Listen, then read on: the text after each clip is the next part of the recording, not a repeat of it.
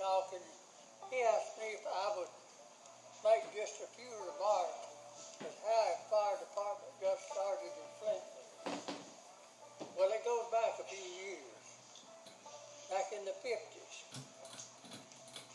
There were 4 of us who got together after the city of Flintville gave us an old truck that they'd wore out. I mean, you know, they had replaced with new ones. We got an old American France, open cab, pumper. We were proud of it. That was in the 50s. We had a good time. There's 4 of us involved. Mr. Toot Collins, Cedar Collins, Thomas Earl Hudson, and myself. We were the drivers. Now you can imagine how fast people don't get around in that. But you'd be surprised how many chimneys we saved.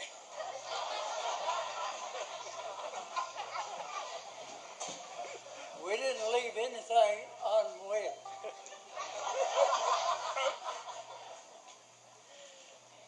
But seriously, we took that pumper and started making calls on it. And we actually saved some building with that tanker. Then what I'm leading up to is to tell you where we are tonight. We have a wonderful fire department here. They're not what we used to be. We just went to the fires and did the best we could do. But these guys today, they're called for any disturbance that happens, just about it. Our sheriff is here. He knows that these guys go when they're called. And we're happy that they do. But I want to tell you a little bit about where the first fire department in Flintville was. It was just across the street over here in Cedar Collins' yard. I didn't say in his building, in his yard. We operated a few years there. Well, I've got to go back and tell you about, we found out why the city was willing to give us this tanker. The pump was bad on it. So they told us it couldn't be fixed. Well, Mr. Cedar Collins and I got together and decided that we would tear it down, and we did, and we found the parts and rebuilt it. And that pump was still going the last account I had. I mean, pumping. Not on that truck, but on another, which I'll try to tell you about. But seriously, that was the first fire department. The next fire department, and the reason I'm calling these fire departments, that's where the truck was parked. The next fire department was up here next to the Tater House.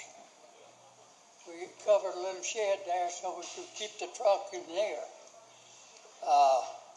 We'd already wore the old truck out, and we had it, the tanker pump mounted on a Dodge that we made calls with. That was the second fire department. Then the next fire department was on the hill, across the street from the school. I see some of you kind of remember this. And the people, we were still involved. Then gradually these young people started coming in, which I'm grateful that they did.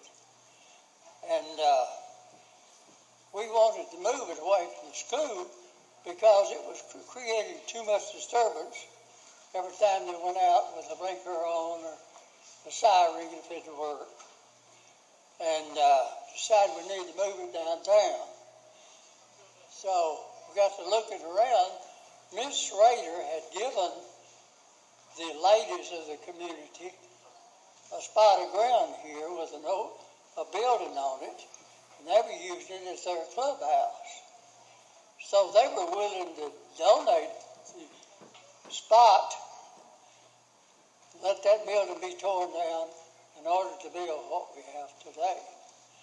And another person that was involved in donating was down to Ray Hudson. He donated the property that's in front of the building here. And these are just a few remarks to let you know that there is some history behind a fire department like we have here that we're so grateful for, and grateful for the men that do it. Because I've already said, I will say again, they're not just firemen now. They're some of the first responders. Anytime there's an emergency,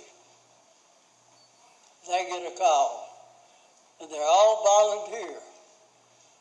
That's a big salary, isn't it? And we are grateful for the fact that they do it. But just wanted to let you know that through steps and working together as a community, and we have had people that doesn't even live in this community that have helped us in gaining what we had here as a park hall and a fire department. But we have a group of good men here that are willing to donate their time and services for our safety. So thank you, and appreciate all of you being here. And I really appreciate y'all knew what I meant when I did this.